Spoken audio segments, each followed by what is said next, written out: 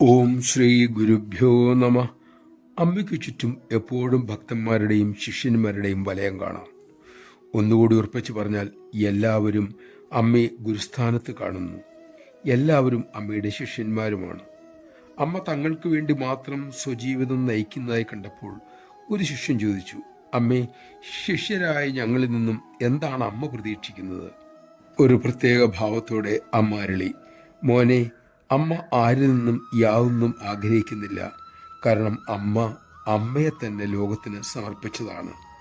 ഒരിക്കൽ സമർപ്പിക്കപ്പെട്ടു കഴിഞ്ഞാൽ എങ്ങനെയാണ് അയാൾക്ക് ആരിൽ നിന്നും എന്തിൽ നിന്നും എപ്പോഴെങ്കിലും എന്തെങ്കിലും പ്രതീക്ഷിക്കാനാകുക? മക്കളെ, എല്ലാ പ്രതീക്ഷകളും ഉയരുന്നത് അഹന്തയിൽ നിന്നാണെന്ന് മറക്കരുത്. മക്കളായ നമുക്കായി അമ്മ സ്വയം സമർപ്പിച്ചു കഴിഞ്ഞു. നമുക്ക് ആ കൃപാമയുടെ ഉപദേശങ്ങൾക്കനുസരിച്ച് ജീവിച്ച് നന്ദി പ്രകടിപ്പിക്കാൻ സാധിക്കട്ടെ.